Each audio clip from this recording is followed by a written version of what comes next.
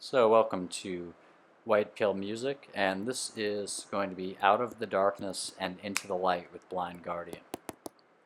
So Out of the Darkness and Into the Light is a term used actually by Peter Jackson, and let's see, who's the other person?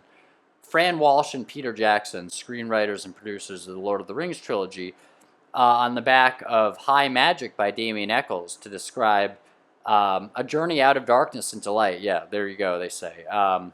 Read this book, it will change your life. It's a very occult thing, and it doesn't surprise me that Peter Jackson of Lord of the Rings fame would be doing that. Yes, I know Tolkien wrote it, but of the Lord of the Rings fame in terms of making the movies. And Fran Walsh, the name sounds somewhat familiar. I guess she might have been a screenwriter on the Lord of the Rings movies. Anyway, maybe that's what's familiar about her name. It's like written by Peter Jackson, screenplay by Peter Jackson and Fran Walsh. I don't know. Anyway, Blind Guardian, and Matt, you can take out space between before anyway and whatever word was before it there.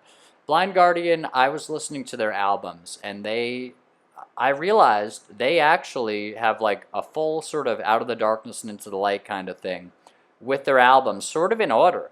So I'm going to read you the titles of their albums in order and tell me if this doesn't sound like there are some elements here of a progression spiritually perhaps. And it's going to be very clear actually with the first couple of them. The first couple have very clear like low state of affairs kind of shit. And by the way, the second album, I don't have the first, but the second album has Barbara Ann, the ba ba ba ba, like the song that is, I think it's probably in Animal House, and then later in the song it's like do do do do do do, like they have that song as if to say like you are like in a house of animals. You are in an animal house while you're still at this level of spiritual growth. So okay, here we go. Seriously, check out the progression here just of titles, and then we're going to go through 8 lyrics, all right? But check throughout 8 lyrics in order, like ascending through their discography, because I was listening to their discography at work delivering pizzas. As funny as that may sound, it's a great fucking job, guys. I got to tell you, it's a step up for me, man. It really, and that may sound sad or funny, but it's like I don't feel bad about it at all. It's actually like the most honest job I've had in a long time. It's like literally like people are buying something that they really like, and then like you're bringing it to them. The less honest part is that I hope like people don't feel, and I think a lot of people do feel sort of coerced into tipping me. So like if somebody like wants to tip me, great, but like I would hope that they don't like feel obligated to do it. And we do get like below minimum wage, and so thinking of the idea that there are tips coming, but it's like, okay, well, that doesn't mean that my principles have to be blown in the wind by that. I would I think tipping is bullshit. Actually, I think I'm like Steve Buscemi in Reservoir Dogs. I mean, I have a lot more money now than I had a little while ago because of how many tips I've made. Just like, well, I mean, I made a decent chunk of money, and like just decent fucking money. It's really anyway. Anyway, okay, hold on. So let's check out this discography. Titles: Battalions of Fear, Follow the Blind, Tales from the Twilight World. So there, just your 3 things there. Battalions of Fear, that's starting out very negatively. Then Follow the Blind. Like, does that sound like the blind leading the blind? Does that sound like it's sort of highly spiritual, like status going on right there? I don't know. And then Tales from the Twilight World, as if you're saying like maybe you're still living in the Twilight World in some sense. But then it goes into Somewhere Far Beyond. And then Imaginations from the Other Side. And I was thinking about that title, Imaginations from the Other Side. What an interesting title. Just think about that. Like you're imagining something that's actually sort of coming to you from the other side, maybe. That's incredible. Nightfall in Middle-earth after that. Okay, Nightfall in Middle-earth. That sounds actually a little more negative, but it does have a beauty to it. You could say that as opposed to Battalions of Fear or Follow the Blind, there's a lushness there's a lot. I mean, those are somewhat poetic titles as well. But and Tales from the Twilight World has somewhat of a lushness, maybe. But there's a real lushness to Nightfall in Middle Earth as a title. So it's sort of like perhaps that's actually kind of like the Dark Night of the Soul. You know what? That maybe that album is sort of the Dark Night of the Soul album. But let's continue. Then A Night at the Opera. That album is actually, I think, mostly about Jesus, as interesting as that may sound, like, or at least a lot of, like, I think multiple songs in that album, maybe a lot of them sound like they're like telling the Jesus story. Actually, it's very interesting, like telling the New Testament storyline given of Jesus, or like to some extent talking sort of mystically and religiously about Jesus in that album, and it's a really good album, but. Try to get the non-remaster if you can, because I have the remaster, and like I remember loving that album when my friends would put it on, or like I think I remember it sounding really good. Maybe it was more the album cover, but it actually, like, the remaster sounds kind of distorted a little. I don't know. Anyway, A Night at the Opera. It's sort of like you've gone through the Dark Night, or you're still going through the Dark Night of the Soul. Nightfall in Middle Earth, and then A Night at the Opera. Still Dark Night of the Soul. Still Dark Night of the Soul. And then what's next? A Twist in the Myth. And this is where I think I'd like to actually stop, because A Twist in the Myth has turned the page. Yeah, and that's sort of like what I think is sort of a high point. You know what? Though, At the Edge of Time, I mean, they keep going with their spiritual messages. But I love where they arrive at with Turn the Page. But then they just keep going, actually. Twilight Hall Studios, that's interesting. Yeah, Sacred Worlds, then it's sort of about, like, loving this world that you're in. And look at the album cover for At the Edge of Time. It looks similar enough to Power Slave, actually, in that it looks like some kind of pyramid structure, or maybe it's just supposed to be a road leading forward. It's interesting though, and there's like a dragon and two guys guarding it, seems. Anyway, Road of No Release, Ride into Obsession. It's like Valkyries. Oh my God, Valkyries. You know what? Valkyries is a beautiful song. Maybe we'll do that one as well. Oh, and then of course Beyond the Red Mirror is just such an incredible effing album. You know, let's pick a song from. Let's see. How many albums do I have of theirs? Okay, Beyond the Red Mirror, and then we won't maybe do one from God Machine. Okay, so what's Beyond the Red Mirror? What are we doing here? Oh yeah, look at this. Like Beyond the Red Mirror, I'll just read you how the album is split up.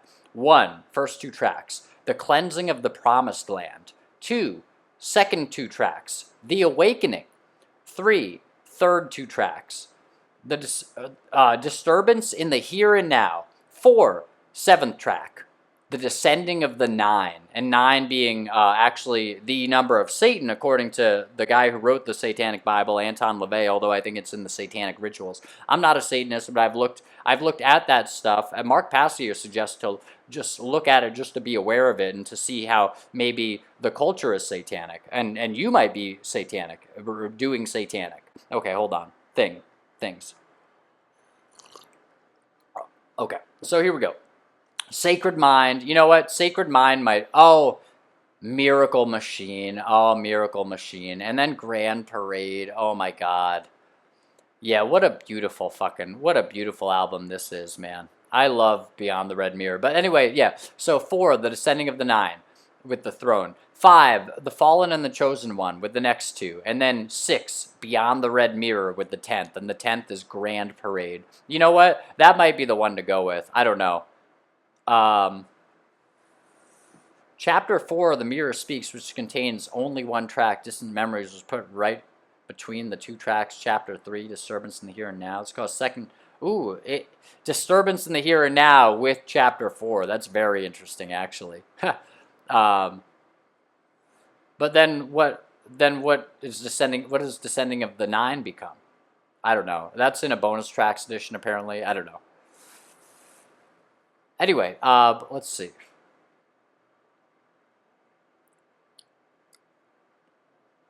Yeah, so let's go through the Blind Guardian discography, because I think this is great. So actually, you know what? Let's see if I can do this from memory, and even memory of yesterday. So we're starting with, I don't have all their albums, but I have most of them. So we'll start with Follow the Blind, and we'll go in the order of the albums I have. Okay, so yeah, banish from sanctuary, damned for all time. Oh my God, what do we have here? Don't break the circle. You know what? Maybe we'll look into don't break the circle. Don't break the circle. Demon, don't break the circle. No, blind guardian. Okay, yeah, okay. So what do they say in this song? Oh, you know what? Maybe this is a cover of Demon. Is this a cover song? Well, cover song or not, they used it. So, okay. Don't break the circle. Okay, concentrate. I'm your contact link across the great divide. Many voices in my ear. Hold on, I think there's something coming through from the other side. Tell me, guys. Tell me that this doesn't feel like there's some kind of spiritual journey happening. Not to mention all the section titles of Beyond the Red Mirror. You know, it seems like there is a real spirit. Well, don't tell me that because you know, if you don't think it, it seems like there is a real spiritual thing going on here. Okay. It's for all those who believe. The chain is stronger if the lifeline is unbroken. So beware the presence of the unexpected guest. This is insane, man. Don't break the circle. Don't break the circle. Don't break the circle. Don't break the circle. Okay, so let's. You got a sense of that. I don't know if I want to read the whole song's lyrics for each of these, and it might be verging on copyright infringement to do so.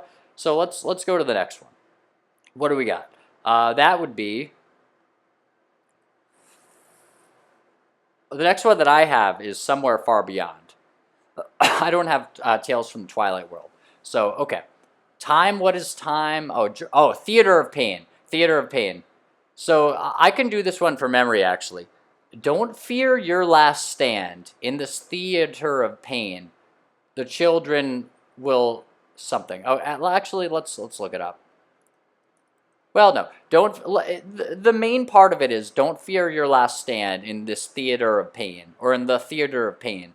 Now that's very meaningful because with the lyrics, like, oh, you know, like I didn't really talk much about those lyrics from the Follow the Blind song, Don't Break the Circle, but I could talk about these like, or I might talk about these in more depth. Theater of Pain. That's basically like letting go in a nutshell. That's like the pain body. That's what they talk about, and that's what you're gonna hear maybe a little more again with the song "Turn the Page," if indeed I do talk about that.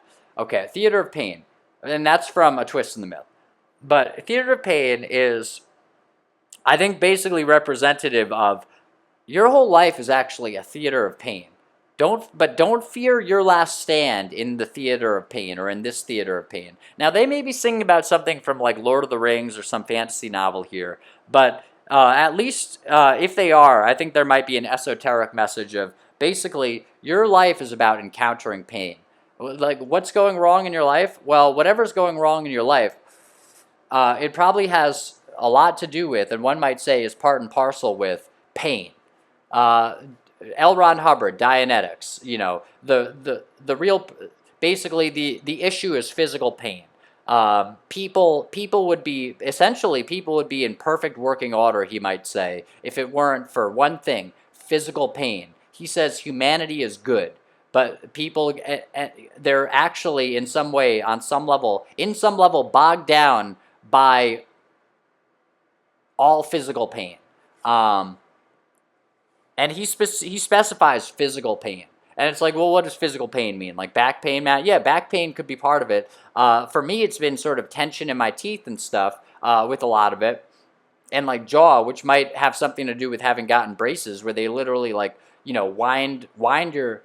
They put so much fucking tension in with whatever. There's so much tension with braces. I'd highly recommend people to be to be very wary, you know, before ever before ever getting braces. Like I'd actually suggest, I would say don't do it, because yeah, I mean, I think crooked teeth seem to me to resemble a level of tension anyway, and then they're just adding like sort of counteracting tension, and it's like, you know, whatever.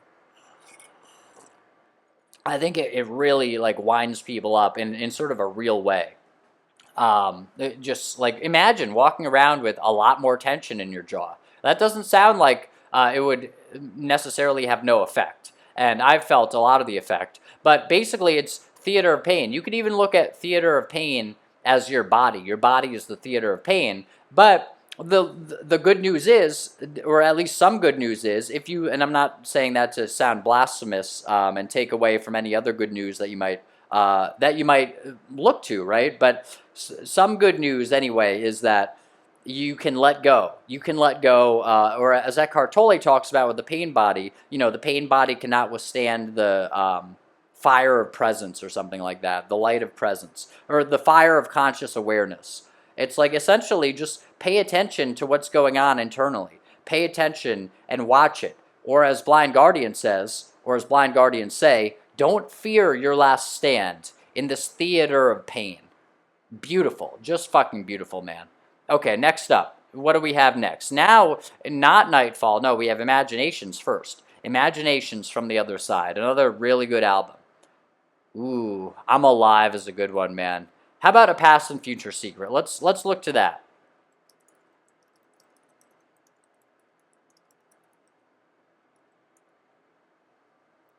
Yep.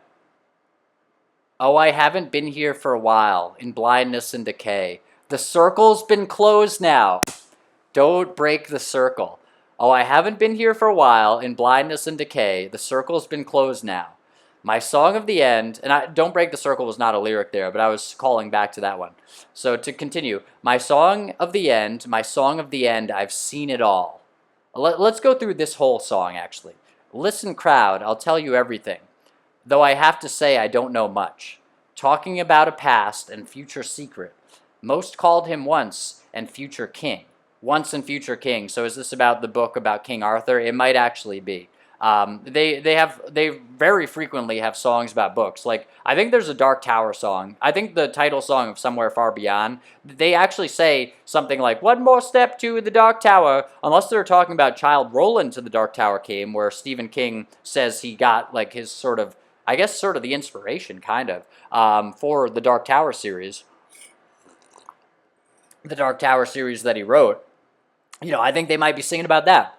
They sing about Lord of the Rings stuff. I guess like sort of maybe Silmarillion or just general Tolkien stuff. I don't know if they've sung about Smaug. Maybe like The Hobbit seems, maybe they're like, oh, The Hobbit is maybe a little too like children like to sing about it much. I don't know. But anyway, so this might be about the book by, what is it, T.H. White, I think. Once and Future King, which I have and I've read a little of, but I haven't. It's a sort of a demanding book, but it seems very good anyway. Most called him once and future king. Far back in the past I saw his ending. Long before it started I knew his name. He's the one who took the sword out of the stone. It's how the ancient tale began.